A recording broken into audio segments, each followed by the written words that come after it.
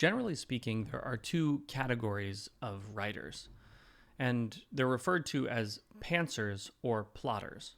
This week, we're going to be talking about pantsing and plotting and everything in between.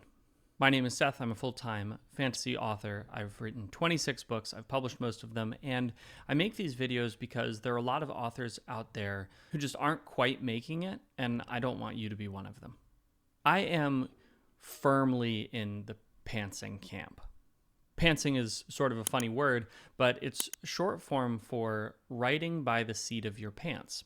Now, this is a reference to how some people learn to fly planes. Back in the day, there weren't a lot of instruments that people could use when flying planes, and because of that, good pilots would develop a sixth sense. They would describe the feeling as if they were wearing a second skin, with the airplane they were flying being that second skin, and having a connection to their craft through the seat they were sitting on. And so simply by the way the seat was moving or the vibrations they could feel, they would know what was going on with the airplane. In fact, really high-end race car drivers describe this exact same thing. The way the wheel feels in their hands and the way the seat feels under them tells them almost everything they need to know about the car without having to look at their dashboard. For writers, being a pantser means operating in that same instinctive way.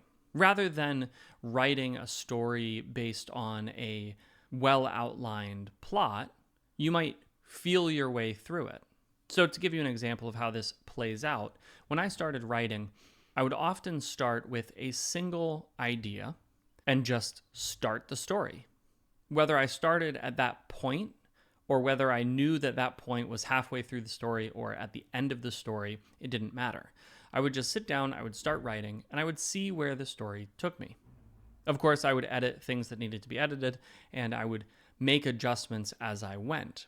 So if you find yourself in a position where instead of writing out a detailed outline and then expanding that outline and then expanding it even further into a full story, you just start writing, then you might be a pantser too. And it's important to understand that being a pantser or being a plotter is entirely a matter of preference. Some people write better when they're able to explore a new world, explore what characters are doing, and other people write better when they're able to plan it out. Each type of writing has its pros and cons. Today, we're going to specifically talk about the pros and cons of pantsing. Some people are motivated to write stories because they don't know what's going to happen next and they want to find out. That's very much the reason that I write. One of the things that I discovered is that if I write intense outlines, I often won't write the story because I already know how it turns out. Instead, a huge motivator for me, one of my intrinsic motivations when I write, is to discover what's going to happen, is to understand how relationships are going to play out. Because honestly, when I sit down, I don't know. I don't have that firmly in my head. And sometimes my characters surprise me. One of the greatest feelings for me when writing is to be surprised by what my characters do. There are numerous points throughout my books where I expect a character to do one thing, but when I actually get to that page, the character does something entirely different.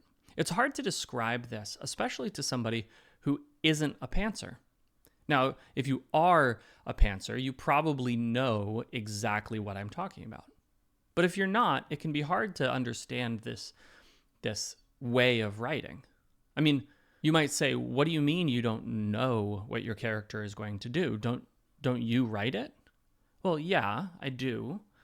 But believe it or not, sometimes the words just appear.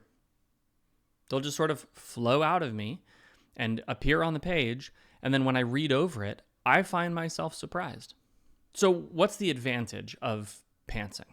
When you have an exploratory style of writing, it tends to produce a very organic feeling story. Things feel a little bit more natural. The relationships seem less forced, and the way the plot evolves might be a little bit more scattered. It might be a little bit looser, but it feels like it just sort of naturally happens. This creates a very readable flow. Pantsers tend to produce books that people will just sort of zip through because the plot typically doesn't require any major mental leaps. Additionally, when you write in this way, it's a lot easier to have surprising moments. And with that surprise can come wonder and delight. You've probably had this experience where you're standing around in a group of people and something happens and somebody just comes up with a funny joke in that moment or says something humorous and everybody laughs. When something isn't premeditated, it tends to surprise and delight us a little bit more. But that doesn't mean that pantsing is all roses.